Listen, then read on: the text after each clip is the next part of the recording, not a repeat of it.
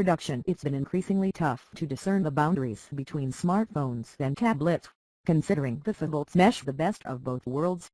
This year, however, we've been seeing an unconventional approach by companies as we've been seeing more and more tablets with phone functionality sprinkled onto them, like the Huawei MediaPad X2 and Lenovo PHAD Plus to name a couple. The latest one we're checking out is the BLU Studio 7.0 LTE, which comes at us with its compact tablet desk size, with phone functions slacked in, at an affordable sub-$200 cost. The package contains wall charger microSD cable user guide warranty card designed in comparing it to its predecessor, the non-LTE packing BLU Studio 7.0 II. The design doesn't really change all that much here. We equate its particular design language to the Samsung Galaxy S5, since its plastic chassis sports the same dimpled pattern that made the S5 recognizable, but it doesn't do much here to elevate the Studio 7.0 LTE's design to the same premium standards we've seen in similar devices like the Huawei MediaPad X2. However, we will certainly say that it's narrow and light enough to comfortably hold with a single hand, and without much straining to on our part. Due to the all-plastic build, the entire design just comes off shabby, which some would vouch makes it typical BLU. Besides the usual stuff found throughout its chassis, we should point out that the BLU Studio 7.0 LTE feature dual front firing speakers, the microSD card slot, and dual SIM slots as well. The latter is especially noteworthy because it eliminates the need to constantly swap out SIMs if you travel a lot, so that one can be for domestic use, while the other is used for abroad. Display specs-wise, the 7-inch 720x1280 IPS LCD display leaves more to be desired. Arriving at a pixel density of 209 ppi, it doesn't produce the same level of sharpness and clarity we get from entry-level smartphones nowadays.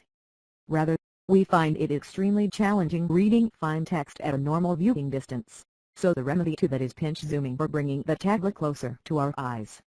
Other attributes of the display indicate nothing more than the obvious here, and that's it being an inferior-made panel. From its cold till the 7900K color temperature, to the poor color accuracy in the sRGB color gamma chart, and its peak 378 nit luminance, there's nothing here that exemplifies its positioning as a superior display, but instead, one that's lackluster and largely forgettable. Interface and functionality. Much like BLU's other Android-powered devices, the interface adheres to the look and feel of stock Android. That's comforting and all, especially to purists.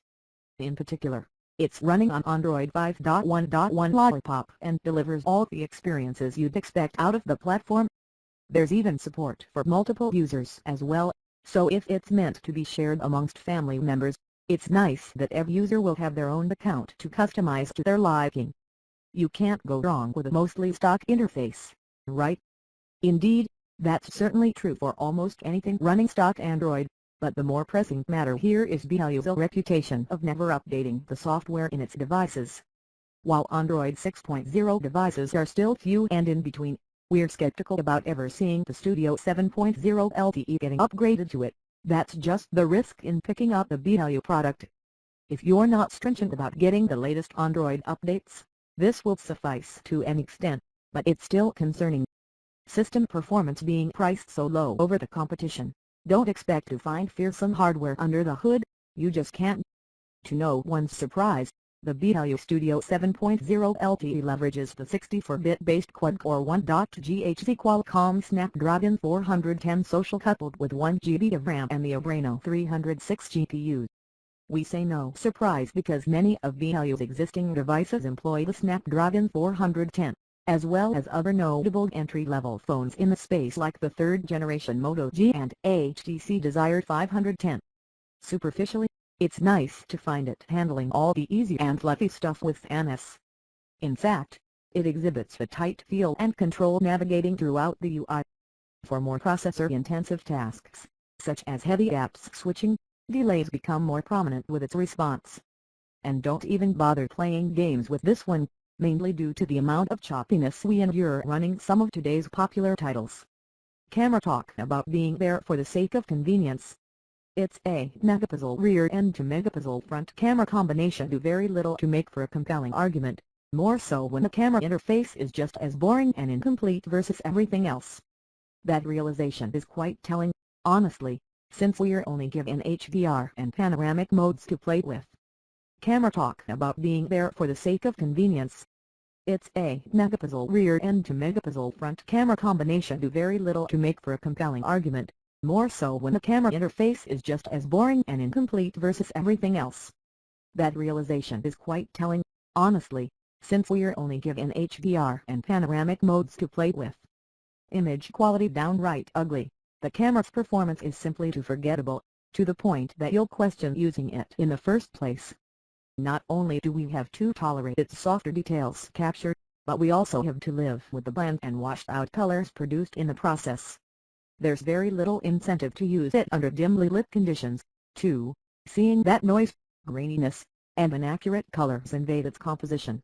You'd think that the LED flash would combat these pervasive qualities, but rather, it casts an extremely distracting greenish hue to our shots. Stay far away. Video quality at the same time, too. There's nothing that signifies it's the choice to go with when it comes to recording videos. Whether it's 1080p or 720p, the biggest issue present here with the BLU Studio 7.0 LTE is the extremely slow focus adjustment of the camera, often taking several seconds to adjust. Details suffice to an extent, despite the few artifacting elements that pop up when panning. Overall, it's not something we'd be adamant about using. Multimedia. We don't understand why BLU even bothers to throw in a separate music player, seeing that Google Play Music is preloaded, but they do, which in itself is maddening.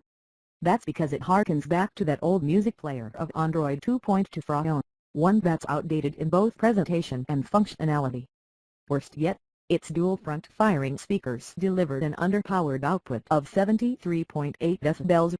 Of course, the severely weak-toned output doesn't help either when its quality is on the light side, lacking any sort of substance to its performance. Frankly, it easily drowns out when using it in noisy conditions. Hey, at least this does decently with watching all sorts of videos, even though its screen has its own set of opportunities. Call quality hissy tones, robotic voices, and the weak volume output through the earpiece all don't help out the situation of handling phone calls with the Studio 7.0 LTE. The experience in itself is concerning, so much so that we're better off using the pair of wired headphones. Things don't get any better with the speakerphone either, especially how voices can be easily drowned out. Battery. One of the more pleasant experience we're able to get out of the BLU Studio 7.0 LTE relates to the better-than-average performance of its 3700 mAh. The large capacity, combined with its 720p display, isn't as power-draining as some other high-spec devices. More than capable of getting us through an easy one day of normal usage, its above-average performance is further affirmed in our custom battery benchmark test, where it achieves an on-screen time of 9 hours and 38 minutes. That's really good. However, it's not efficient at the recharge time because it takes a painfully long 250 minutes to get it back to capacity. Conclusion. Breaking down the BLU Studio 7.0 LTE's performance in the various categories simply reveals it's nothing worth home writing about. That's the honest truth, which is a shame because it can't shed BLU's reputation of being a third-rated manufacturer in the landscape. However, not all is lost for this behemoth. Where it takes pride in the most above everything else, is the sheer idea that it won't cost consumers an arm and leg to pick up. Attached with an outright price of $199.99, the low cost alone is enough to attract buyers who don't mind the trade-offs that come along with it. For the price and all, you're getting something with own functionality in the size of a compact tablet, which can be attractive to the right person. Did we mention that it's unlocked, dual SIM, and comes with 16 GB of internal storage with expansion?